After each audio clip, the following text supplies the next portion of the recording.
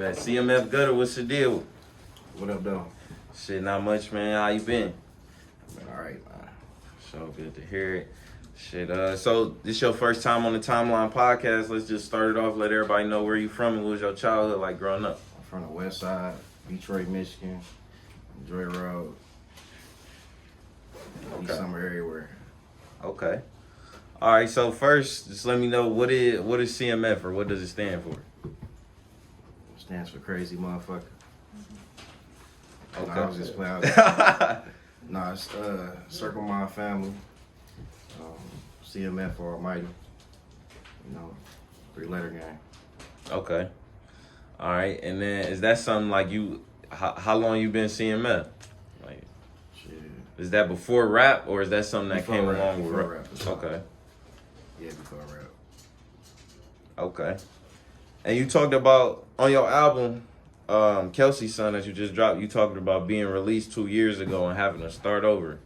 So when you say start over, like what was that like for you? Just getting out and then having to just being fresh in the world and starting fresh. I mean, I had to adapt. I had to really start from scratch. The feds took everything from me. Like, I ain't had shit. Like, I ain't had nothing. You feel me? I came home, I ain't get no handouts, I ain't get shit, you feel me? So I really had to grind and get that shit out the mud for real. But I really, buckled down while I was locked up and ran that shit up for real. Ran that shit back up. So everybody that doubted me, yeah. Okay. So how long were you away? It was 4.5. It was 4.5 years, almost 5 years. Okay. And so what year was that when you first went in? I indicted in the beginning of 17. Okay. It was April 9th. I ain't gonna forget it. So what was it like? One of those things where you knew it was coming, or it just really came out of I nowhere? did. I just ain't know when or it was gonna. You feel me? But they was watching me for like 2 years, so you feel me? Like I knew it was coming because there was a lot of signs and a lot of weird shit going on. So I kind of, you feel me? I already knew it was coming. That's why I dropped the tape, but ain't nobody really get to hear that bitch for real because I had got indicted right after that. So I had to, you feel me? It's a lot of, I'm gonna drop that shit soon though, because everybody really fucked with that tape though. Okay. And that is like you was, when you say like soon as you did it, how soon after you dropped? That shit was right after. That shit was like man, really like a month. That shit was like a month after. Man, so and like the feds, like everybody see that, they think like Sopranos, big raid the crib. Like how was it when they came? It was like that. Yeah, they had my shit. They actually called me walking to the stove. I had went to the stove, and they called me at the stove and took me back to the crib, and you feel me? I'm like, man, shit I can do. So when that happened, it's like they really just take everything. Do they go over it with you, or they just took my PlayStation, man. Them niggas took the PlayStation. I swear to God, they took the security cameras, my TVs, all that shit. They took like piggy banks. The feds petty. I ain't gonna lie, you ain't get none of that shit back. Man. Laptops, remote controllers. They don't give a fuck. And that stuff don't even come up again. It's just it do, but it's like you gotta sign your shit away though when you go to court. So it's like you can fight to get your shit back, but I mean we're about to fight to get a PlayStation back. I'm about to do 5 years. I don't want no PlayStation. I feel like that's what they be counting on too. It's like they try like it's so crazy because they try to hold so much bullshit against you. Like they won't have shit on you. They'll be like, man, we gonna lock your mama up. You feel me? Just to make a motherfucker, and niggas be falling for that shit. Man. And that's so they I'm assuming they did, but like what's some of the craziest they came to you with? Like shit, they gonna come to you with everything. They gonna come to you and be like, man, even your lawyer, be like, come on man, you just give us anything. And shit, there's niggas that be doing it. You feel me? And that's something like we've been seeing a lot like in the media recently with like Gunna and most recently with the Boston Richie situation. That shit ain't shit, man. I was locked up with a lot of niggas in the city. Them niggas is bold. You feel me? A lot of these rappers, regular niggas, all type of shit. They just be bold.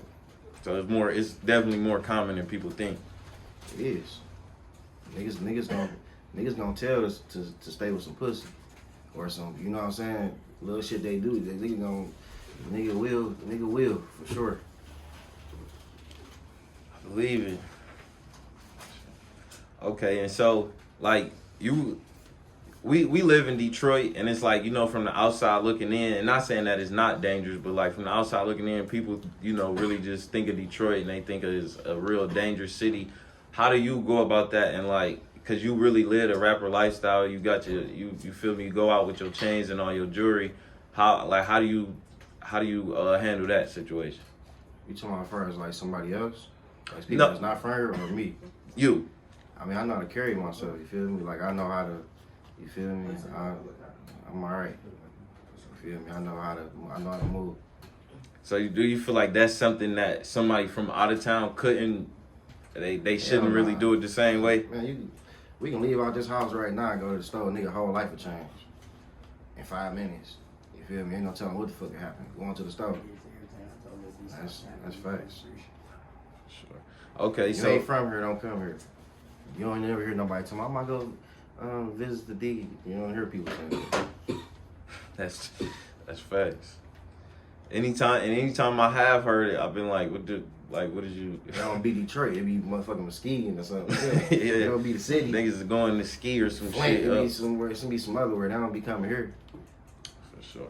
All right, so when along like your life did you decide to pursue music? I mean, I was fucking with it before I got locked up, but when I was locked up, I ain't gonna lie, my nigga E, my nigga E, all my niggas, they was really going crazy, you know. So when I came home, I really, like, before I got locked up, I was kind of, you know what I'm saying, I done put more money into it when I came home though. So I say like these last 2 years, I really started putting money behind myself and actually, you know what I'm saying, like really taking my time and trying to perfect that shit. Do you feel like that's what makes the difference between somebody who just making music and somebody who really trying to pursue it, like putting the money in and really investing in it? That's not really true, because you could have somebody just make a corny ass song and that bitch will pop and they'll blow. So you really can't say, you could put all the money behind your shit you want to, but if you ain't got the motion behind it, then you feel me, you're gonna be a cold ass rapping nigga where your people gonna be your fan. You know what I'm saying? You ain't gonna have no, you know. That's fact.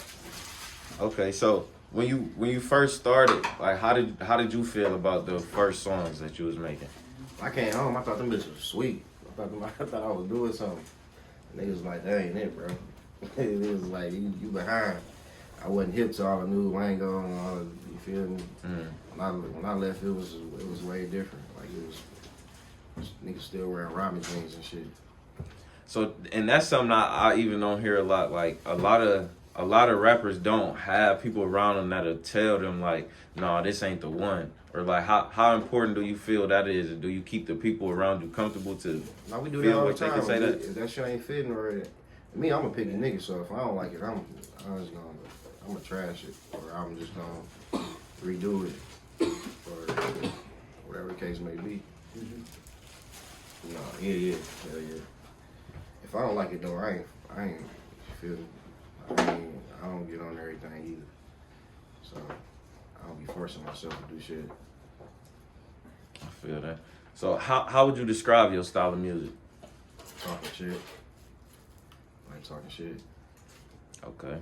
And like, is there any artists like maybe growing up or just before you started making music that you feel like influenced you the most? Yeah, like Blade, Jesse James, you know, Cheddar Boy, Street Lords, shit like that.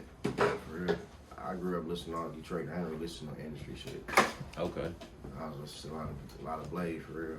Do you have like a top 5 Detroit artists? In Detroit? Yeah, like all time. You like your personal opinion. I wouldn't say a top 5. I just like Blade be number 1. I don't know who would come after that. Okay. But Blade just always gonna be he top 5. He all the slot.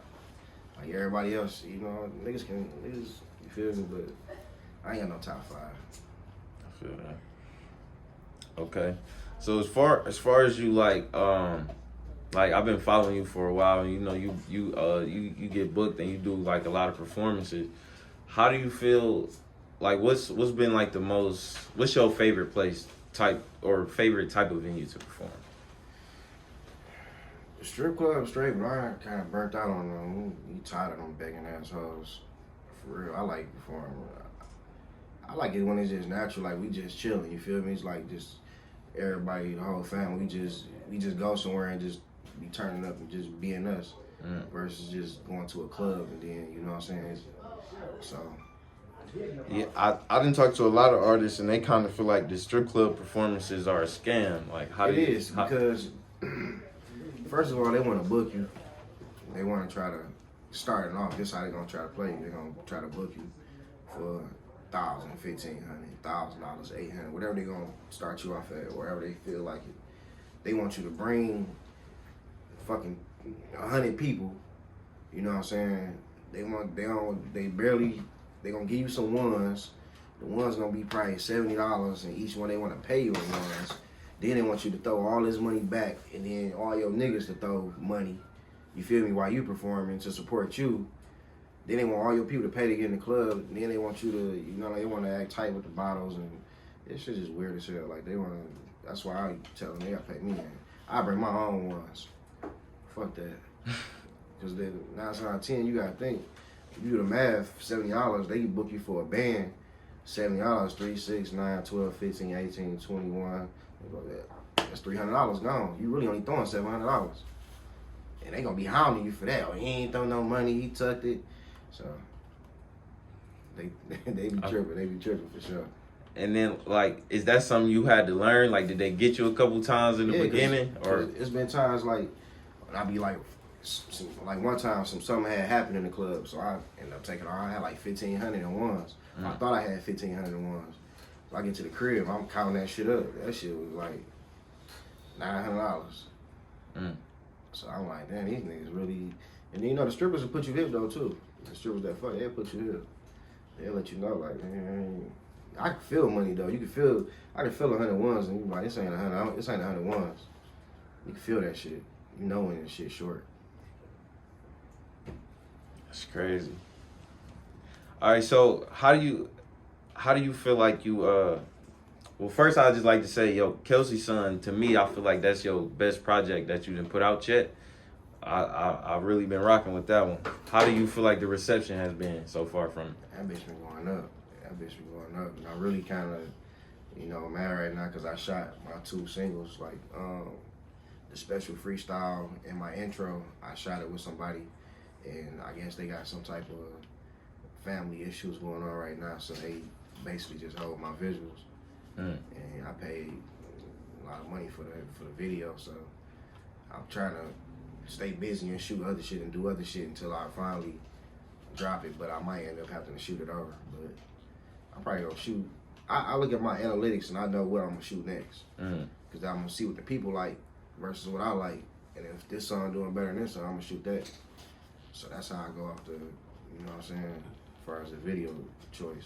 Have you ever had a song where it was like, not that you didn't like it, but it wasn't your favorite song, but then the people fucked with it a lot? Yeah. I had a song called James Flair. I hated that song, but that song was getting me booked. And I didn't like that song at all, but it be like that. Yeah, we was in the car listening to that Instructions 101. Yeah. That's the shit we've been fucking with that one. That video coming soon too. Okay. My next video, I'm shooting that Money Mission though. Okay. My nigga G, so that bitch coming next. Okay. And then as far as like a record deal, is that something that you looking for, seeking, or how you feel about it? I really don't care to get signed for real, because I mean it's a lot of people doing this shit independent. So as long as you got numbers, like you can be the coldest rapper right now. They don't give a fuck about that shit. They going off the numbers right now. So as long as you got numbers, you know, what the fuck you gonna need a deal for? Versus them giving you an advance. But if your shit get this slammer, shit, it's gonna do that anyway. That's facts. Independent is the way, for real. Like, shit, you gotta pay nobody. You know what I'm saying? Yeah, once you get them deals, it's a lot of percentages and a lot of shit that get broke off. And yeah. A lot of people hands in it after that. So where do you see yourself in the music in the next 3 to 5 years, you feel like? I don't know, man. I better see myself somewhere. Shit, better be somewhere, or you feel me? Like I mean, I'm just trying to get over.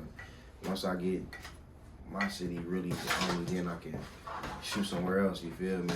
And I'm just trying to, just turn it up for real. Like, just go crazy with it. I feel that.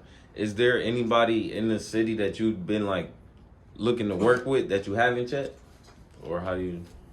I mean, I don't care too much for features because like I got so many people around me that's talented. So you feel me? Like I don't really be caring to do features. Like if I do it with somebody, I want to like even if I was like to make it tomorrow and I sign a deal. If I fuck with you, I don't give a fuck. I'm gonna do a song with you. If I genuinely like, you know what I'm saying, fuck with you. But I don't really be like people be trying to send me songs sometimes. Like, bro, can you do it?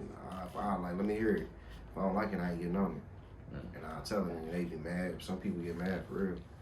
Or it's like people send me beats all the time. I be like, that shit ain't it. Or they ain't my style. They like, you weak as hell. You know how that shit be. Niggas like, hey, fuck you. You don't give a fuck. All right. Man, the best producers that I done talked to when they heard that, they just start. They send some more shit and try to see what a nigga style is. So I got people that do that too. But I just told them like, bro, I'm like, it might be a time where I might be on some like on some sample type beats, or it might be like I might listen to some fast shit. So if I ain't in the mood for it, I just ain't in the mood for it. I get beats and I just give that bitch away to somebody that I fuck with or something, or just let them. And then it might be a beat that I don't like, but then they get on it and they make that bitch, and I'm like, all right, I can get on that bitch now. I couldn't hear myself on it at first, but now, you feel me, I fuck with it.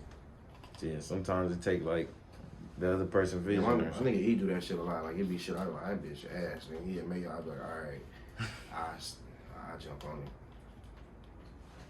So it's like two heads be better than one and shit. That little shit like that be true. Yeah, for sure. For sure.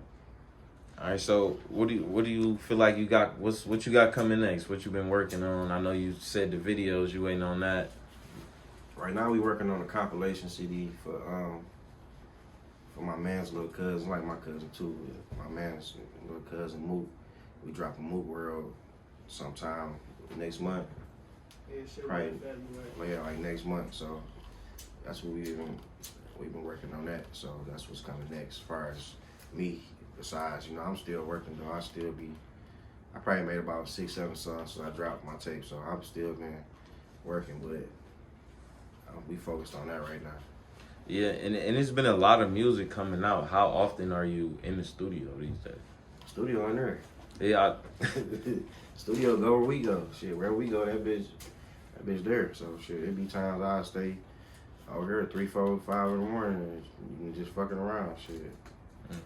You know what I'm saying? I go there, record something, then leave it open, come back, somebody else and jumped on it. And then, that's how we just do it. Or I might, it's just an everyday thing for real. All right. Anything you want to leave with the people before we get up out of here? Nah, that's about it for real. All right, for sure. If you're still watching this long, we rock with you. Make sure you check out all his links in the bio and the description. And we'll catch y'all next time. Peace. Yeah.